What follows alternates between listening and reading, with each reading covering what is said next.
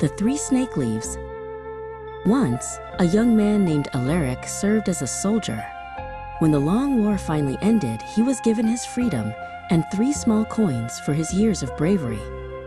With his pockets nearly empty but his heart full of hope, he began the long walk home. He traveled for many days until he reached a grand kingdom he had never seen before. In the town square, a royal crier was reading a proclamation. He spoke of the king's daughter, Princess Isolde, whose beauty was famous throughout the land. Just then, the princess herself appeared on a castle balcony, waving to the people below. Alaric saw her and was instantly captivated.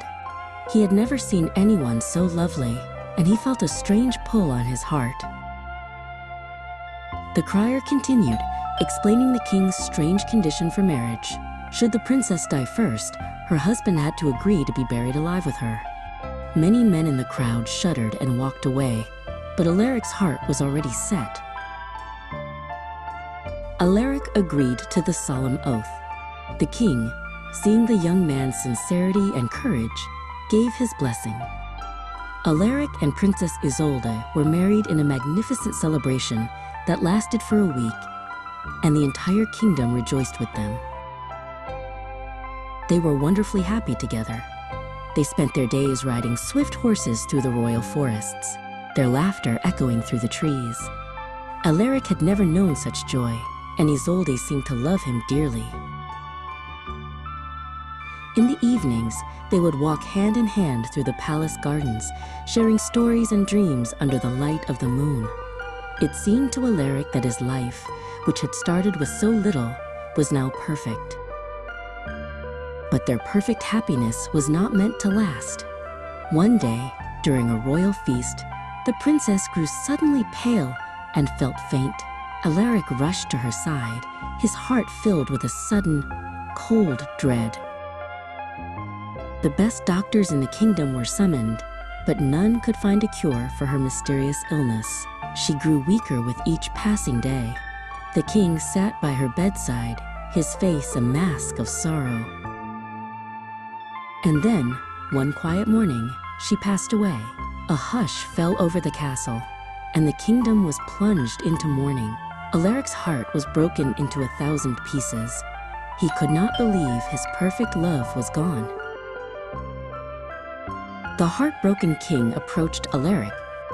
"The oath must be kept," he said, his voice heavy with tears. "You must join her in the royal tomb." Alaric nodded, his own sorrow too deep for words. Guards led Alaric deep beneath the castle to the cold stone tomb. The princess's coffin was placed in the center of the room. With a final sorrowful look, the guards left, rolling a massive stone to seal the door. Plunged into darkness, Alaric lit the single candle he was given. He sat on the cold floor next to his wife's coffin, his mind a numb fog of grief and despair, waiting for his own end to come. Suddenly, a small snake slithered out from a crack in the wall. Startled and thinking it might be venomous, Alaric instinctively drew the short sword he still wore, and, with a swift stroke, cut the creature into 3 pieces. A few moments later, another snake appeared. It was the first snake's mate. Seeing its partner lying in pieces, it let out a soft hiss and hurried away, only to return moments later with 3 small green leaves in its mouth. The second snake carefully placed 1 leaf on each of the 3 severed pieces. Instantly, the pieces joined together, and the first snake sprang back to life.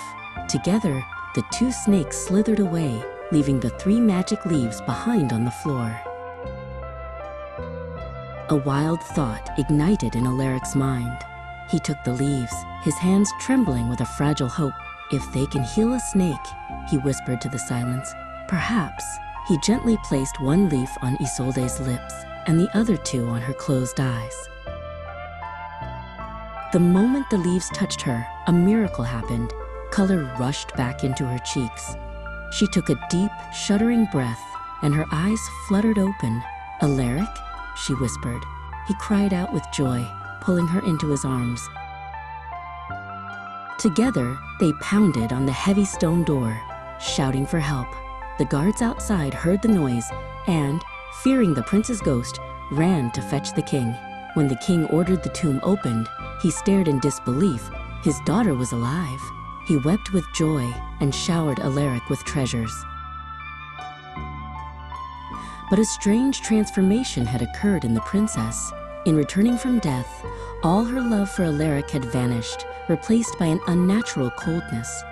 Unaware, Alaric suggested they take a sea voyage to visit his own father, an old king in a faraway land. Isolde agreed with a distant smile. On board the ship, the princess met the vessel's wicked captain, a man named Corbin. His greedy heart and flattering words appealed to the new coldness within her. They soon began to speak in hushed tones, plotting a terrible betrayal. One moonless night, while Alaric slept soundly in his cabin, they put their evil plan into action. The princess and the captain quietly carried the sleeping prince to the ship's railing and, without a moment's hesitation, cast him into the black, churning ocean. But they were not unwatched. Alaric's faithful servant, a young man named Finn, had seen the entire horrible act from the shadows. As the ship sailed on, Finn secretly lowered a small lifeboat into the water and began to row frantically, searching the dark waves for his master. By a stroke of luck, he found Alaric's body floating in the water. He pulled his master into the small boat, but he was not breathing. Remembering the magic leaves Alaric always carried, Finn took them from his master's pocket and placed them on his eyes and mouth. Once again, the magic worked, and Alaric awoke, gasping for air. The two men rowed with all their might, arriving at the old king's castle days before the larger ship.